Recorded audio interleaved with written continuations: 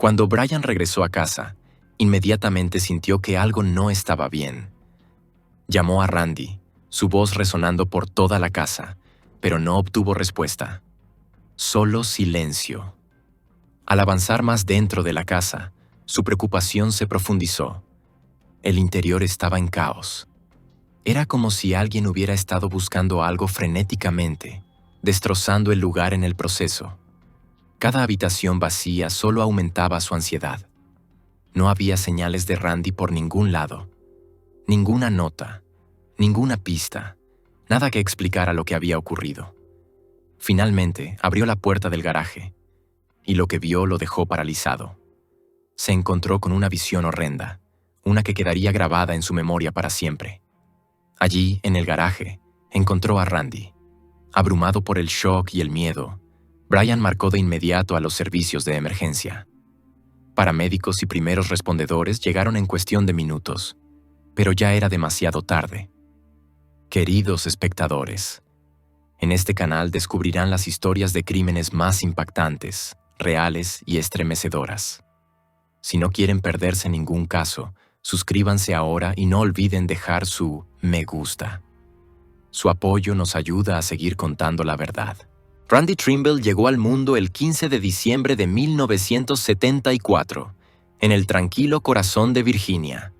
Nació en circunstancias modestas, siendo la única hija de una madre soltera resiliente que trabajaba incansablemente para proporcionar una vida de estabilidad y propósito. Desde el principio, Randy se destacó. No porque demandara atención, sino porque poseía una determinación silenciosa que dejaba una impresión en cualquiera que pasara tiempo con ella. Su infancia no se caracterizó por la extravagancia, pero sí fue rica en amor, creatividad y disciplina. Desde muy joven, Randy mostró una profunda afinidad por las artes. Encontró su primer amor en la música, tomando la flauta y entregándose a la práctica con un compromiso que desmentía su edad. No solo tocaba, interpretaba con el corazón, ya fueran recitales escolares o desfiles con la banda en los partidos de fútbol. La presencia de Randy siempre irradiaba una fuerza suave. Además de sus talentos musicales, sentía pasión por la actuación y a menudo participaba en producciones teatrales escolares. Estas experiencias la ayudaron a formarse como una persona segura de sí misma, expresiva y profundamente empática. El rendimiento académico de Randy igualaba sus actividades artísticas. Trabajaba arduamente, impulsada no solo por la ambición, sino por un deseo genuino de construir una vida en la que pudiera ayudar a los demás. Tras la secundaria, se inscribió en la Universidad de Bloomsburg en Pensilvania, eligiendo estudiar patología del habla. Su objetivo era convertirse en terapeuta del habla, una carrera que le permitiría trabajar con niños y adultos que necesitaban apoyo para encontrar su voz, tanto literal como figurativamente. Durante sus años en Bloomsburg, los días de Randy estaban llenos de actividades. Asistía a conferencias, estudiaba hasta altas horas de la noche y se ofrecía como voluntaria en clínicas locales. Sus calificaciones reflejaban su ética de trabajo, y cuando la carga financiera de la universidad comenzó a pesar sobre su madre, Randy respondió redoblando esfuerzos. Comprendiendo cuánto se hacía para apoyar sus sueños, Randy sintió la responsabilidad de tener éxito, y lo logró. Sus logros académicos le valieron una beca completa para cubrir sus estudios de posgrado, un testimonio no solo de su inteligencia, sino de su perseverancia inquebrantable. Fue durante la universidad que Randy conoció a Brian, un compañero de estudios con una sonrisa fácil y un corazón amable. Su conexión fue instantánea. Lo que comenzó como una amistad pronto evolucionó en una relación romántica, marcada por un profundo afecto y metas compartidas.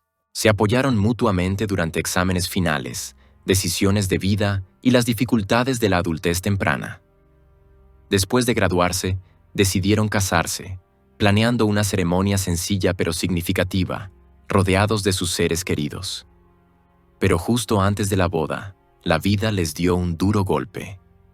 A Brian le diagnosticaron esclerosis múltiple, una enfermedad neurológica crónica e impredecible. El diagnóstico sacudió su mundo. En un momento en que la mayoría de las parejas planeaban lunas de miel y organizaban sus nuevos hogares, Randy y Brian se vieron obligados a enfrentar un futuro nublado por la incertidumbre médica. Para muchos, Este tipo de noticia podría haber puesto la relación bajo una tensión insoportable. Pero no para Randy. Ella se mantuvo al lado de Brian inquebrantablemente. Lo tranquilizó asegurándole que su diagnóstico no cambiaba su amor por él, ni su visión de la vida que compartirían juntos. Su lealtad era profunda, arraigada en la compasión y en las promesas que había hecho plenamente consciente de su peso. Eventualmente se establecieron en Camp Hill, un pequeño pueblo de Pensilvania que ofrecía el estilo de vida tranquilo que ambos apreciaban. Randy encontró un trabajo gratificante en un centro médico cercano, donde era conocida por su dedicación y profesionalismo. Los colegas la admiraban no solo por su experiencia, sino por la manera en que trataba a cada paciente, con dignidad, empatía y paciencia. A pesar de ganar un ingreso estable, Randy se mantenía cautelosa respecto a su futuro financiero. Conocía el costo de la enfermedad crónica, emocional, físico y económico, para asegurarse de que estarían protegidos sin importar cómo progresara la condición de Brian. Asumió un segundo trabajo. Esto significaba días largos y noches tardías. Pero Randy nunca se quejó. Tenía un propósito. Ella y Brian soñaban con formar una familia algún día, y cada dólar extra era un paso hacia ese objetivo. Brian, por su parte, continuaba trabajando y haciendo lo que podía, aunque su energía a menudo era limitada. A comienzos de 2003, sus vidas se habían asentado en un ritmo familiar. Pero el 10 de enero, todo cambió. Ese día comenzó como cualquier otro Randy, entonces de 28 años, fichó para su turno en el hospital por la mañana y trabajó durante todo el día. Terminó alrededor de las 5 de la tarde y se dirigió directamente a su segundo trabajo, permaneciendo unas horas antes de regresar a casa. Brian, mientras tanto, había planeado encontrarse con un amigo en un pueblo cercano alrededor de las 8 de la noche. Había terminado su trabajo un poco antes y esperaba con entusiasmo la velada.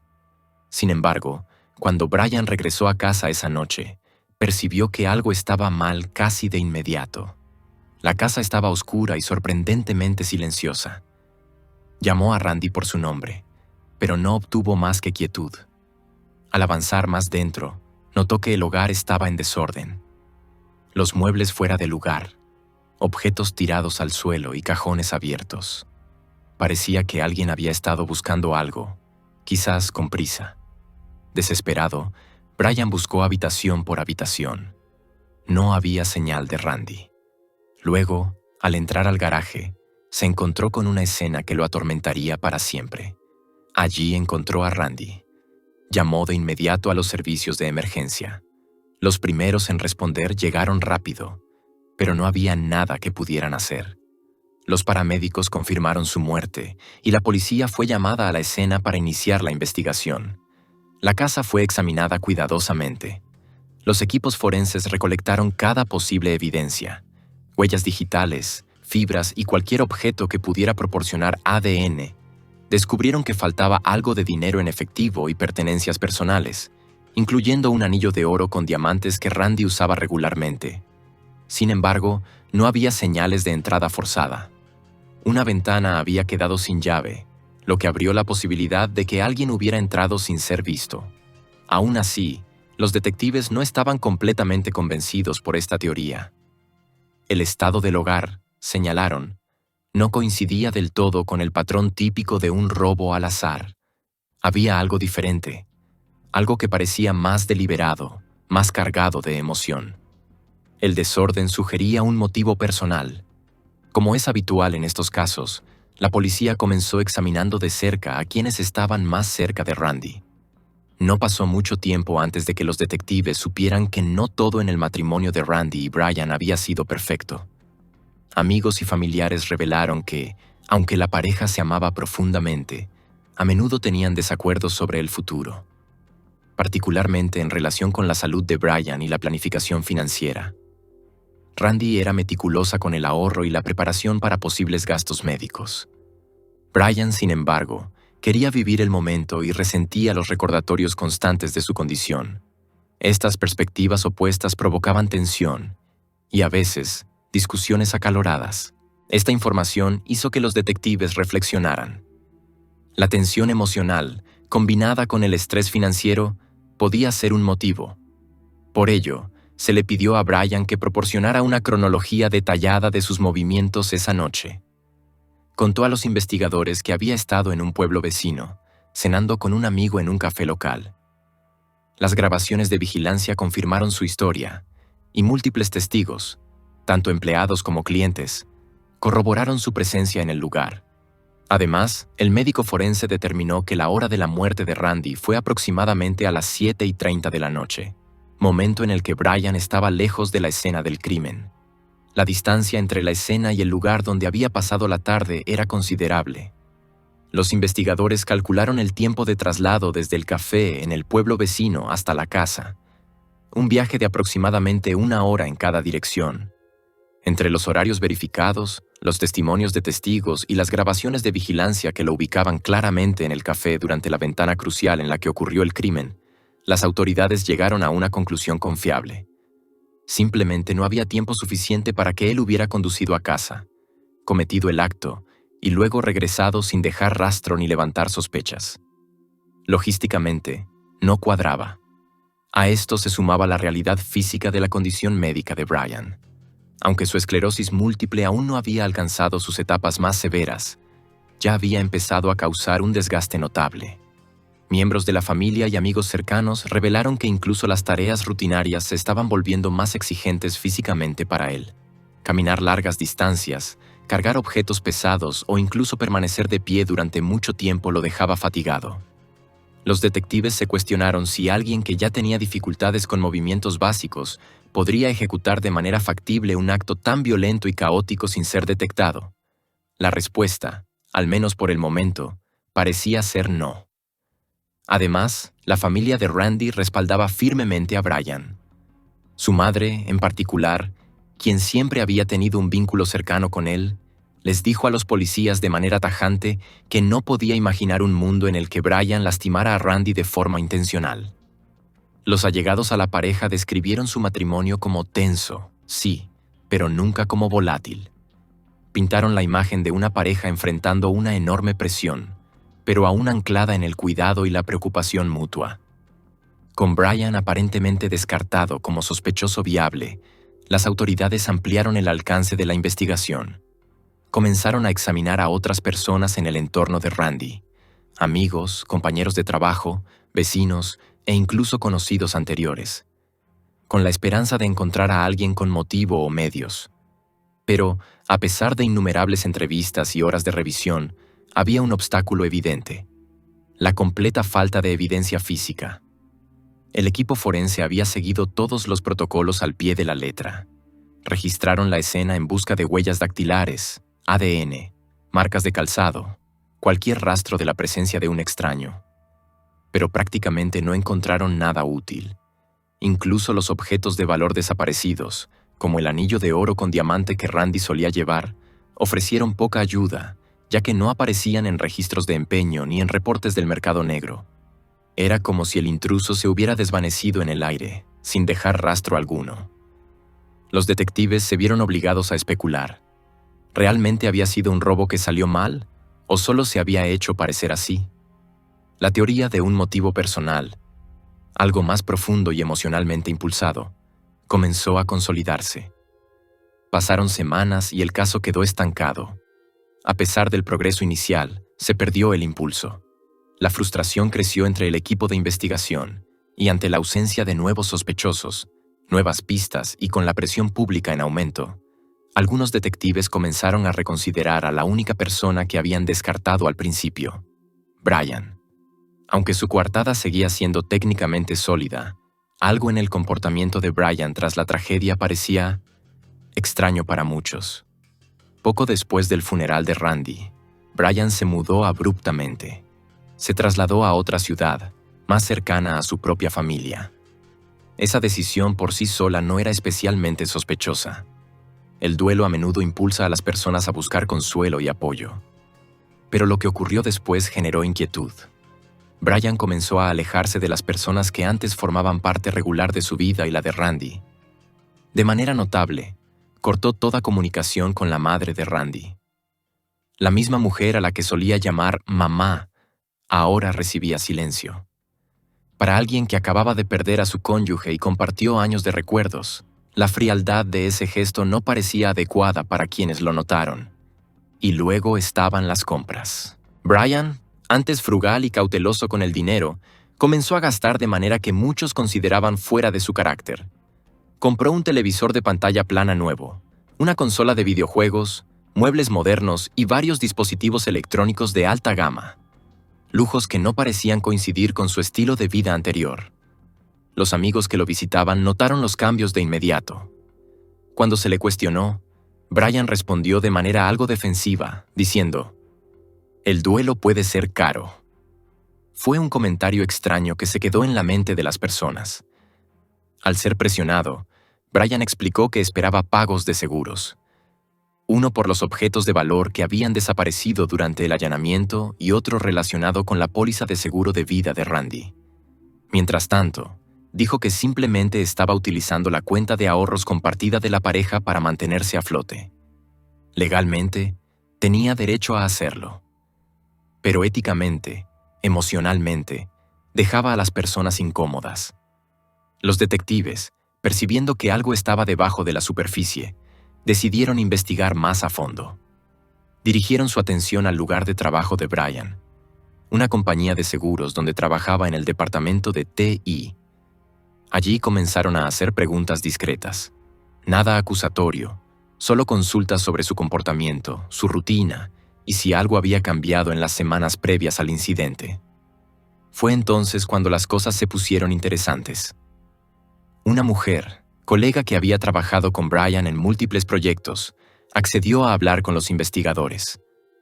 Explicó que Brian a menudo se abría con ella sobre su vida personal, especialmente sobre su relación con Randy. Según ella, Brian se quejaba de sentirse restringido en el matrimonio. Decía que Randy supervisaba constantemente sus gastos, revisaba recibos y preguntaba por cada compra. Se sentía sofocado, como si no tuviera control sobre su propia vida. Sus discusiones, recordó, no eran ruidosas ni explosivas, pero sí persistentes y agotadoras.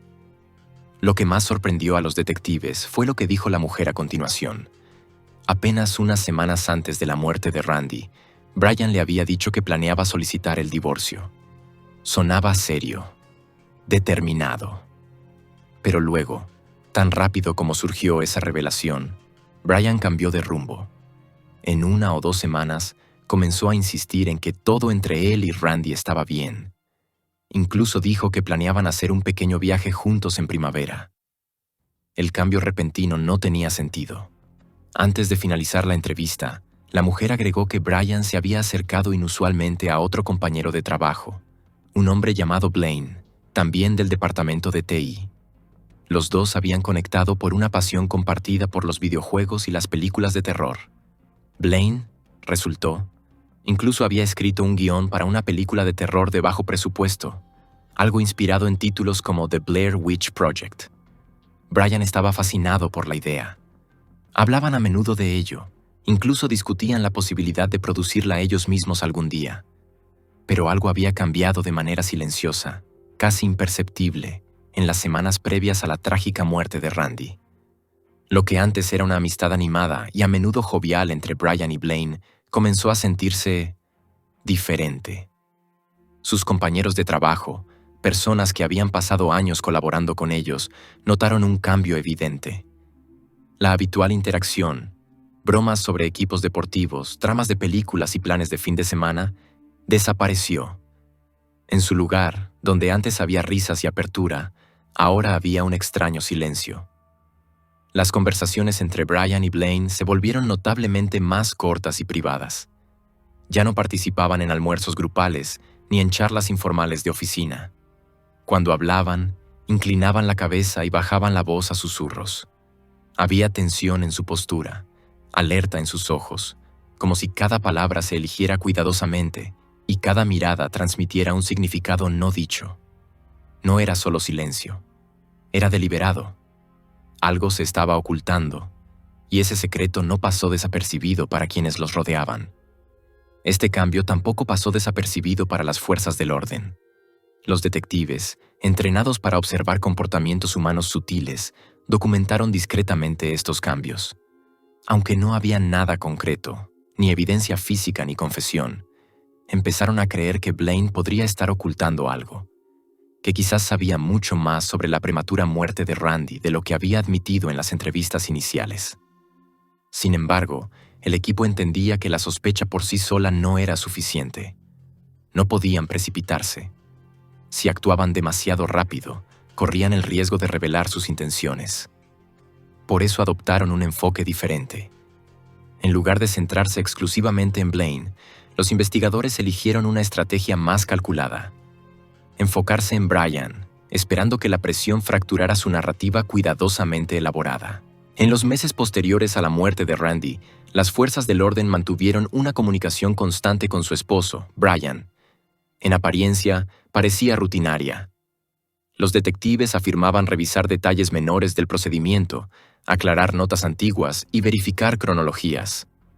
Pero en realidad, su estrategia era mucho más calculada. No solo estaban cumpliendo formalidades, lo observaban de cerca, analizando cómo reaccionaba bajo presión sostenida. Brian ya se había acostumbrado a las indagaciones. Para entonces, había respondido las mismas preguntas varias veces y creía haberse establecido en una versión consistente de los hechos. Pero los detectives tenían otro objetivo. Querían interrumpir esa comodidad, sacudir la confianza construida alrededor de su narrativa ensayada. Lo invitaron a que les relatara nuevamente la noche del incidente, esta vez en persona, allí mismo en la escena del crimen. Brian accedió, aunque con un claro sentido de incomodidad. Volver al hogar que una vez compartió con Randy estaba destinado a ser emocional, y los detectives contaban con esa vulnerabilidad. Mientras Brian comenzaba a relatar lo que afirmaba haber experimentado esa trágica noche, empezaron a surgir discrepancias sutiles pero importantes. El relato que dio ese día no coincidía completamente con el que había compartido apenas semanas después del incidente. Originalmente, Brian declaró que al llegar a casa y descubrir la escena inquietante, encontró a Randy y de inmediato llamó a los servicios de emergencia. Insistió en que no había tocado nada. Pero ahora, durante el recorrido por la casa, su historia cambió. Afirmó que se había acercado a ella, que le había tomado la mano. Podría parecer una contradicción menor para un oído inexperto, pero para investigadores experimentados, inconsistencias como esa pueden tener un peso enorme. Las historias tienden a evolucionar cuando alguien oculta la verdad, especialmente cuando empiezan a mezclar emoción con invención. Hubo otros cambios sutiles también, pequeños pero reveladores. La línea temporal, sus movimientos, el orden de los eventos. Tomados individualmente, estos detalles podrían no haber levantado alarmas, pero vistos en conjunto, comenzaron a sembrar dudas serias. A partir de ese momento, el equipo de investigación cambió su enfoque. Brian ya no era solo alguien con una coartada impecable, se convirtió en una persona de renovado interés. Los detectives decidieron mantenerlo bajo una especie de vigilancia informal. No se trataba solo de recopilar nueva información, era mantenerlo inquieto. Monitoreaban sus movimientos, rastreaban la actividad de su teléfono y se aseguraban de que Brian supiera que todavía estaba bajo un escrutinio intenso. A principios de mayo, casi 5 meses después de la tragedia, el equipo estaba listo para intensificar la investigación. Llevaron a Brian de nuevo, no bajo arresto, sino para lo que presentaron como una entrevista más formal. Esta vez, el ambiente era diferente. La habitación estaba más silenciosa, más seria. No hubo cortesías casuales ni introducciones suaves. Expusieron todo lo que tenían. Las inconsistencias en sus declaraciones, su comportamiento financiero inusual tras la muerte, la manera en que había cortado lazos con la familia en duelo de Randy y los testimonios preocupantes de sus compañeros de trabajo. Los detectives pintaron un cuadro completo, no de la escena del crimen, sino de un hombre cuyas acciones no coincidían con sus palabras. Luego llegó el punto de inflexión. Uno de los investigadores principales se inclinó sobre la mesa y dijo con mucha calma: «No creemos que tú hayas sido quien hizo esto, pero sí creemos que sabes quién lo hizo». El silencio llenó la habitación. Brian bajó la mirada, aparentemente atónito. Siguió una larga pausa. Su madre, que había venido a apoyarlo durante la entrevista, parecía visiblemente conmocionada. Después de varios momentos angustiosos, Brian pidió que ella saliera de la habitación. Una vez que se fue, Brian se volvió hacia los detectives y, con un tono casi resignado, dijo que estaba listo para hablar, siempre que se cumpliera una condición. Pidió que acordaran que nadie involucrado enfrentaría la pena de muerte. Los oficiales, conscientes de que estaban al borde de un avance, aceptaron la condición. Lo que siguió fue una confesión que sorprendió incluso a los miembros más experimentados del equipo. Brian comenzó admitiendo que la relación entre él y Randy se había deteriorado mucho más de lo que había dejado entrever. Describió sentirse microgestionado, asfixiado por la constante supervisión sobre el dinero, las decisiones e incluso los hábitos diarios. Dijo que a menudo se sentía más como un niño observado que como un compañero en el matrimonio. Durante ese tiempo, Brian había encontrado un escape inesperado en su amistad con un compañero de trabajo llamado Blaine. Su vínculo comenzó de manera casual, con intereses compartidos en películas de terror y videojuegos, pero con el tiempo la conexión se profundizó. Se reunían con frecuencia para desarrollar proyectos creativos, incluido un largometraje de terror en el que Blaine había estado trabajando durante años. La trama era escalofriante pero ficticia. Un grupo de 5 amigos que caminaban por los montes Apalaches despertaban accidentalmente a un espíritu enterrado hace mucho tiempo en un pueblo minero olvidado, desencadenando una serie de eventos terroríficos. Blaine había escrito el guión él mismo y soñaba con convertirlo en una película independiente de bajo presupuesto. Brian, inspirado por el proyecto y desesperado por un propósito, quiso involucrarse. A medida que los dos empezaban a planificar la producción, la emoción crecía. Exploraron posibles lugares de filmación, comenzaron a presupuestar el proyecto e incluso redactaron convocatorias para el reparto. Pero cuando calcularon los costos, pagos a actores, equipo básico, alojamiento, software de postproducción, quedó claro que incluso una película de micropresupuesto no sería barata. Blaine estimó que necesitarían al menos $10,000 para hacerlo realidad.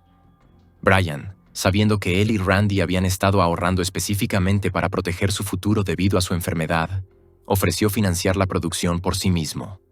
Su plan era usar la cuenta de ahorros compartida sin que Randy lo supiera. Razonó que una vez que la película estuviera completa y tuviera éxito, repondría los fondos con las ganancias, e incluso podría mejorar su situación financiera. Pero Randy se enteró. Ella se opuso firmemente a la idea. En su mente, los ahorros representaban seguridad para ambos. Habían sido construidos con gran esfuerzo a lo largo de los años, destinados a cubrir necesidades médicas potenciales y la posibilidad de que Brian perdiera su capacidad de trabajar. También expresó preocupación por la salud de Brian, temiendo que la tensión física y emocional de filmar en lugares remotos pudiera empeorar su condición. Frente a su oposición, Brian no tuvo más opción que retirarse. Blaine se sintió decepcionado, incluso frustrado, pero continuó sin él. Determinado a llevar a cabo su visión, Blaine agotó sus tarjetas de crédito personales e incluso comenzó a usar las tarjetas de su esposa sin su conocimiento para pagar alquileres, permisos y gastos de viaje. Contrató actores, aseguró algunos días de filmación en una zona rural de los Apalaches y comenzó a rodar. La producción duró aproximadamente una semana y, en apariencia, Blaine estaba eufórico. Sin embargo, detrás de escena, se encontraba en espiral. La presión financiera se volvió insoportable. Límites de crédito maximizados, cargos por demora y deudas acumuladas crearon una sensación de pánico abrumadora. La esposa de Blaine, completamente ajena a lo que él había hecho, comenzó a recibir notificaciones de los acreedores. Cuando descubrió la verdad, que él había acumulado en secreto más de $18,000 en deudas, maximizando varias tarjetas de crédito, incluida la suya, quedó devastada. Su relación ya había estado tensa debido a la obsesión de Blaine con el proyecto de la película de terror de bajo presupuesto. Pero esta traición financiera llevó las cosas más allá del punto de quiebre. Con su hijo recién nacido a cuestas, ella dejó a Blaine, presentando una solicitud de separación y cortando todo contacto. En el lapso de unas pocas semanas, Blaine había perdido a su familia, su estabilidad financiera y la confianza de todos los que alguna vez creyeron en él. Aún así, Blaine se aferraba a la creencia de que la película, de alguna manera, corregiría todo. En su mente, una vez completada la película, esta obtendría atención de festivales de cine independiente o incluso de plataformas de streaming. Imaginaba un gran avance, una redención a través de la creatividad. Pero había un problema principal. No le quedaba suficiente dinero para terminar el proyecto. Las grabaciones permanecían sin editar, y sin la capacidad de pagar la postproducción o la promoción, el sueño se desvanecía rápidamente. Fue entonces cuando Brian intervino nuevamente, esta vez con una oferta y un propósito mucho más oscuro. Brian todavía deseaba involucrarse en la película y, lo que era más importante, estaba dispuesto a contribuir financieramente. Le dijo a Blaine que podía acceder a los fondos que necesitaban, pero había un obstáculo inamovible: Randy. Su oposición a usar los ahorros ya había detenido el proyecto una vez, y Brian admitió que ella nunca permitiría voluntariamente que él tocara ese dinero. Estaba destinado a necesidades médicas, emergencias, cosas que realmente importaban. En algún momento de sus conversaciones continuas, Brian y Blaine cruzaron una línea. Lo que pudo haber comenzado como desahogo o frustración, eventualmente tomó un giro mucho más siniestro. Comenzaron a contemplar un pensamiento perturbador. ¿Y si Randy simplemente ya no estuviera en el panorama? Durante el transcurso de varias semanas, esa conversación hipotética se transformó en planificación. Juntos desarrollaron lo que creían que sería el plan perfecto, uno sacado directamente del género que más amaban: el horror. Se inspiraron en tramas de películas, ideas retorcidas y thrillers ficticios. Excepto que esta vez no era para un guión, era real. El plan, tal como lo imaginaban, tenía múltiples objetivos. Primero, organizarían el asesinato para que pareciera un robo, creando confusión para la policía. También esperaban que los objetos robados, incluyendo un anillo de oro y otras pertenencias personales, justificaran un pago de seguro. Más significativamente, creían que la póliza de seguro de vida de Randy, por valor de $100,000, desbloquearía la libertad financiera que Blaine necesitaba desesperadamente y financiaría su película. Pero para lograrlo, Brian tenía que asegurarse de que no caería bajo sospecha. Y así, el plan dependía de crear una coartada a prueba de fallos. El día del asesinato, Brian y Blaine salieron temprano del trabajo, dándose el tiempo que necesitaban. Regresaron a la casa de Brian, donde desordenaron deliberadamente el lugar, volteando muebles y esparciendo pertenencias para que pareciera que había ocurrido un allanamiento. Luego, a una hora preestablecida, Brian salió de la casa y condujo a un pueblo cercano para encontrarse con un amigo en un café, un movimiento diseñado específicamente para establecer su paradero y crear una línea de tiempo verificable. Mientras tanto, Blaine permaneció en la casa. Cuando Randy llegó, probablemente esperando nada más que una tranquila noche tras un largo día, Blaine estaba allí, esperando en las sombras. Después, huyó rápidamente de la escena, cuidando de desechar los guantes de goma que había usado, probablemente para asegurarse de que no quedara rastro de sus huellas dactilares o ADN en el lugar. El objetivo no era solo evitar ser identificado, sino reforzar la ilusión de un robo. Aproximadamente una hora después, Brian regresó a casa y llamó al 911, alegando que acababa de descubrir a su esposa y que no tenía idea de lo que había sucedido. Durante su confesión a la policía, Brian admitió que ni siquiera él había esperado lo perturbador que sería el desenlace. Cuando más tarde se reunió con Blaine, los detalles que Blaine compartió fueron escalofriantes. Según Brian, Blaine relató el crimen con detalles inquietantes, sin mostrar ningún remordimiento, a diferencia de lo que Brian afirmaba sentir. Brian incluso dijo a los investigadores que la naturaleza gráfica de la descripción de Blaine lo hizo sentirse físicamente enfermo. Cuando los detectives le hicieron a Brian una pregunta que muchos habían estado planteando durante meses: ¿cómo pudiste hacerle esto a alguien que te amaba?, su respuesta fue fría y calculada. Dijo que creía que esta era la opción menos dolorosa, explicando que el divorcio habría causado sufrimiento emocional a Randy. En su mente, Esto era más limpio. Final. La salvó, dijo sin emoción. Tras esa admisión, Brian fue arrestado formalmente y detenido en la cárcel a la espera del juicio. Pero los investigadores sabían que su trabajo no había terminado. La confesión de Brian no era suficiente por sí sola para condenar a Blaine. Necesitaban pruebas físicas sólidas para presentar cargos que se sostuvieran. Se aprobó rápidamente una orden de registro y los detectives comenzaron a inspeccionar el auto de Blaine. Allí encontraron una pieza clave de evidencia. Un recibo fechado el día del asesinato, que enumeraba varias compras sospechosas. Guantes de goma, guantes de trabajo, una sudadera negra y un par de pantalones negros. Estos artículos coincidían casi exactamente con lo que los detectives creían que se había usado durante el ataque. El equipo luego visitó la tienda que figuraba en el recibo, con la esperanza de rastrear otras compras realizadas con la misma tarjeta de crédito. Lo que encontraron fue el avance que habían estado esperando. Esa misma tarjeta también había sido usada para comprar un gran cuchillo de hoja fija. Con las pruebas físicas acumulándose, los detectives se sintieron confiados. Pero entonces, inesperadamente, surgió un nuevo obstáculo. Al entrevistar a más conocidos de Blaine, descubrieron que 2 de sus amigos afirmaban que él tenía una coartada. Dijeron a la policía que habían estado con Blaine alrededor de las 7:30 de la noche, la hora aproximada del asesinato. Si esto fuera cierto, habría arruinado todo el caso. Blaine no podría haber cometido el asesinato y regresado a casa a tiempo si aún estaba allí a las 7:30. La policía pidió a los amigos detalles específicos. ¿Cuándo llegaron? ¿Cuánto tiempo se quedaron? ¿Y qué hicieron después? Uno mencionó que, después de salir del apartamento de Blaine, se detuvieron en una gasolinera cercana y realizaron una compra.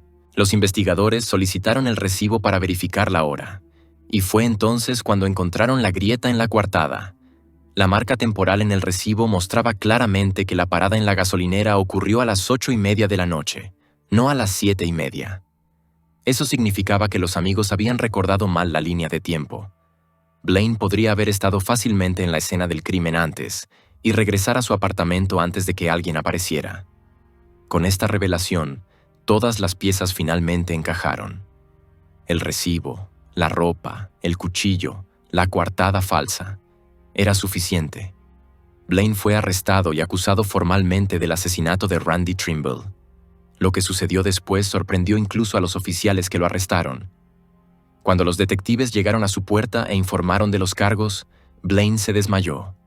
Fue el primer y único signo externo de pánico que había mostrado desde que comenzó la investigación. A pesar de la abrumadora evidencia, Blaine inicialmente lo negó todo. Insistió en que era inocente, que Brian lo había incriminado y que no tenía nada que ver con el plan. Pero a medida que se acercaba la fecha del juicio, los fiscales dejaron claras sus intenciones. Buscarían la pena de muerte si el caso llegaba a la corte. Esa presión lo cambió todo. A cambio de eliminar la pena de muerte de consideración, Blaine aceptó un acuerdo de culpabilidad. Admitió el asesinato, diciendo a los fiscales que creía que recibiría $20,000 del seguro de vida de Randy, suficiente para pagar sus crecientes deudas y reiniciar su vida. Al final, tanto Brian Trimble como Blaine Norris fueron sentenciados a cadena perpetua sin posibilidad de libertad condicional.